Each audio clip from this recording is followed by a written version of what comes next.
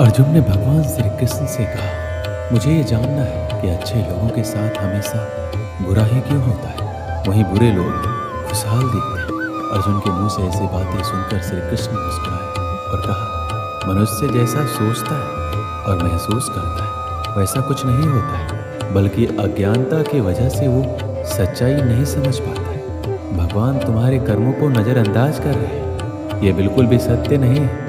भगवान हमें कब क्या किस रूप में दे रहा है मनुष्य को समझ में नहीं आता, मगर आप अच्छे कर्म करते हैं तो भगवान की कृपा हमेशा बनी रहती है। इसलिए अपने अच्छे कर्मों को बदलना नहीं चाहिए, क्योंकि इसका फल हमें इसी जीवन में मिलता है। इसलिए मनुष्य का फर्ज है कि वो हमेशा अच्छे कर्म करते रहे, क्योंकि श्री कृष्ण ने गीता में भी बताया, किसी के द्वारा किया गया कर्म बेकार नहीं जाता, चाहे वो अच्छा हो या बुरा। आप कितने भी अच्छे कर्म कर लो, लेकिन समाज आपके बुरे कार्यों को ही सदैव याद रखता है। इसलिए लोग क्या कहेंगे, ये सोचने से बेहतर है कि आप अपना कर्म करें। जन्म लेने वालों के लिए मृत्यु उसी प्रकार निश्चित है जितना कि मरने वालों के लिए जन्म लेना। इसलिए इस विषय पर शोक मनाना व्यर्थ है। गीता में कहा गया, जो इंसान किसी की कमी को पूरा करता है वही सही अर्थों में महान होता है। तुम्हारे साथ जो हुआ वह अच्छा हो, जो हो रहा है वो भी अच्छा है, और जो होगा वो भी अच्छा होगा। गीता के अनुसार जिंदगी में हम कितने सही हैं और कितने गलत हैं, ये केवल दो लोग ही जानते हैं, एक परमात्मा और एक दूसरी अंतरात्मा। जब तक शरीर है तब तक कमजोरियां तो रहेगी ही, इसलिए कमजोरियों की चिंता छोड़ो और जो सही कर्म है उस पर अपना ध्यान रखो। श्री कृष्ण अर्जुन से कहते हैं, तुम भला क्यों रोते, तुमने जो खोया क्या वह तुमने पैदा किया था? आज जो तुम्हारा है वह कल किसी और का हो, क्योंकि परिवर्तन ही संसार का नियम है। किसी का अच्छा ना कर सको तो बुरा भी मत करो, क्योंकि दुनिया कमजोर है लेकिन दुनिया बनाने वाला नहीं। यदि कोई व्यक्ति विश्वास के साथ इच्छित वस्तु को लेकर नित्य चिंतन करता है तो वह जो चाहे वह बन सकता है।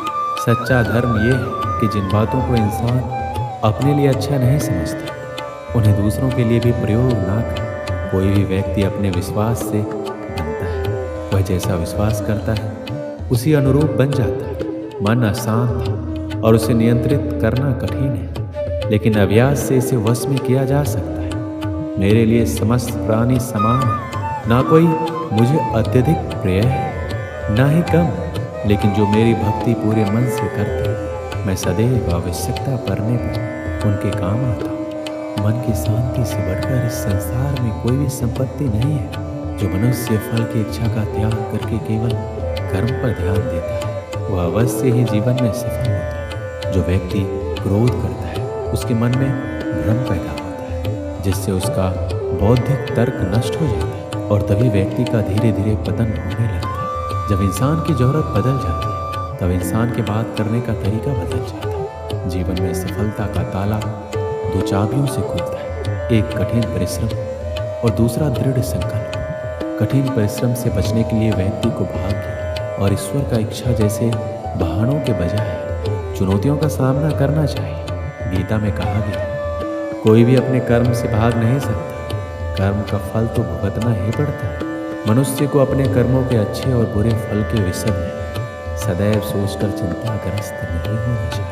जो मनुष्य प्रतिदिन खाने, सोने और आमोद प्रमोद के कार्यों में लिप्त रहता है वह नियमित तौर पर योगाभ्यास करके समस्त क्लेशों से छुटकारा पा सकता है। जब इंसान अपने काम में आनंद खोज लेते हैं तब वह पूर्णता प्राप्त करते हैं। श्रीमद् भागवत गीता का मुख्य उद्देश्य मानव कल्याण करना है, इसलिए प्रत्येक मनुष्य को सदैव मानव कल्याण की ओर अग्रसरित रहना चाहिए। श्री कृष्ण कहते हैं, माफ करना और शांत रहना सीखिए, ऐसी ताकत आप बन जाओगे कि पहाड़ भी रास्ता देंगे। व्यक्ति को अपनी इंद्रियों को वश में रखने के लिए बुद्धि और मन को नियंत्रित रखना होगा। जो होने वाला है वो होकर ही रहता है और जो नहीं होने वाला है कभी नहीं होता। ऐसा निश्चय जिनकी बुद्धि में होता है उन्हें चिंता कभी नहीं सताती है। किसी भी व्यक्ति को ना तो समय से पहले और ना ही भाग्य से अधिक कुछ मिलता है, लेकिन उसे सदैव पाने के लिए प्रयत्नशील रहना चाहिए। इंसान हमेशा अपने भाग्य को कोसता है, ये जानते हुए भी कि भाग्य से भी ऊंचा उसका कर्म है जिसके स्वयं के हाथों में है। व्यक्ति को आत्मज्ञान के माध्यम से संदेह रूपी अज्ञानता को समाप्त करना चाहिए। श्री कृष्ण कहते हैं, मैं उन्हें ज्ञान देता हूँ जो सदा मुझसे जुड़े रहते हैं, जो मुझसे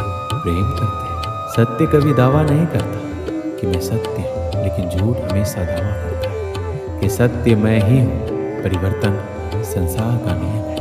समय के साथ संसार में हर चीज़ परिवर्तन के नियम का पालन करती है। हालांकि मैं भूत, भविष्य और वर्तमान काल के तीनों जीवों को जानता हूँ, लेकिन मुझे वास्तव में कोई नहीं जानता। मनुष्य जिस रूप में ईश्वर को याद करता है, ईश्वर भी उसे उसी रूप में दर्शन देते हैं। सज्जन व्यक्तियों को सदैव अच्छा व्यवहार करना चाहिए, क्योंकि इन्हीं के पद चिन्हों पर समान व्यक्ति अपने रास्ते चुनता है। जो मनुष्य जिस देवता के विश्वास के साथ भक्ति करता है, मैं उस व्यक्ति को उसी देवता में दृढ़ता बढ़ा देता है। सभी काम छोड़कर बस भगवान में पूर्ण रूप से समर्पित हो जाओ।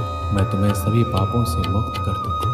मैं सभी प्राणियों के हृदय में विद्वान हूँ। जो व्यक्ति मृत्यु के दौरान मेरा नाम लेता है, वह सदैव मेरे ही धाम को प्राप्त होता है। तुम बिना किसी कारण के चिंता करते और बेवजह घबराते हो। तुम तो आत्मा हो, जिसे ना तो कोई मार सकता है और ना ही जला सकता है। यही जीवन की सच्चाई है, जिसे प्रत्येक व्यक्ति को जानना चाहिए। ना तो ये शरीर तुम्हारा है, ना ही तुम इस शरीर के मालिक हो। ये शरीर 5 तत्वों से बना है, आग, जल, वायु, पृथ्वी और आकाश। एक दिन ये शरीर इन्हीं 5 तत्वों में विलीन हो जाएगा। श्री कृष्ण कहते हैं, जीवन में समय चाहे जैसा भी, अपनों का साथ बड़ा आवश्यक होता है। सुख हो तो बढ़ जाता है, दुख हो तो बढ़ जाता है। अपनों के साथ समय कब बीत जाता है पता भी नहीं चलता।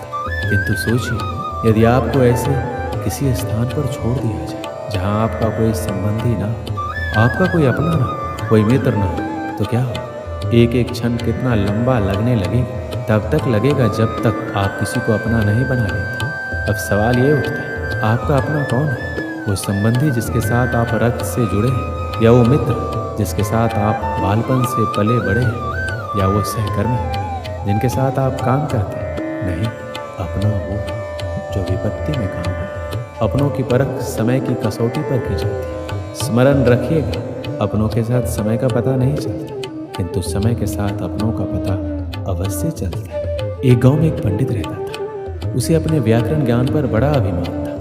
वह जिससे भी मिलता अपने व्याकरण ज्ञान का बखान करने लगता। एक दिन उसे नदी पार करने दूसरे गाँव जाना था। वह नदी किनारे पहुंचा और एक नाव पर बैठ गया। नाविक नाव खेने लगा। अपनी आदत अनुसार पंडित अपने व्याकरण ज्ञान का बखान करने लगा। उसने नाविक से पूछा, क्यों, क्या तुमने व्याकरण पढ़ा है? नाविक अनपढ़ था। बोला, नहीं पंडित जी, मैं तो पढ़ा लिखा ही नहीं। मेरा परिवार तो पीढ़ियों से नाव चला है। पंडित उसे नीचा दिखाकर कहा, ओह, बड़े दुख की बात है, तुमने अपना पूरा जीवन व्यर्थ कर दिया। नाविक को बहुत बुरा लगा, किंतु वह पंडित को कुछ उत्तर नहीं दे पाया। बस चुपचाप नाव खेता रहा। नाव मझधार में पहुंच गई। तभी अचानक तेज तूफान आया और नाव डगमगाने लगी। पंडित डर गया। तब नाविक ने उससे पूछा, पंडित जी, आपको तैरना आता है? घबराए पंडित ने उत्तर दिया, नहीं।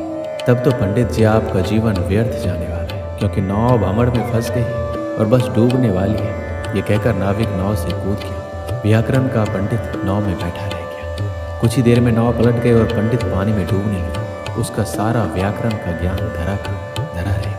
जान बचाने के लिए वह मदद की गुहार करने लगा। तब नाविक ने उसे बचाया और किनारे पर पहुंचाया। पंडित का अभिमान चूर चूर हो चुका था। वह समझ चुका था कि अपने ज्ञान पर अभिमान नहीं करना चाहिए। इस कहानी से हमें क्या सीख मिलती है? हर व्यक्ति के विभिन्न गुण होते हैं जो उनके व्यक्तित्व को आकार देते हैं। ये गुण संयमित, दयालुता, संवेदनशीलता, उद्यमिता, सामर्थ्य, आत्मनियंत्रण आदि होते हैं। हर स्थिति में व्यक्ति को अपने गुणों का सही उपयोग करना चाहिए। यदि व्यक्ति अपने गुणों का सही उपयोग करता है तो उसे आत्म संतुलन, सम्मान और सफलता मिलती है। हालांकि व्यक्ति अपने गुणों पर अधिक अभिमान करता है और उन्हें उच्चता के रूप में देखता है, तो यह सब उसके लिए हानिकारक होता है। अधिक अभिमान उसके विचारों और व्यवहार में अभिमान पैदा करता है, जो समाज में सामाजिक संबंधों को अशक्त बनाता है। हर व्यक्ति में कोई ना कोई गुण अवश्य होता है। परिस्थिति के अनुसार वह गुण काम होता है, इसलिए अपने गुण का अभिमान नहीं करना चाहिए। दोस्तों, इस वीडियो में बस इतना है। मिलते हैं अगली वीडियो में। अपना ख्याल रखिए। जय श्री कृष्ण।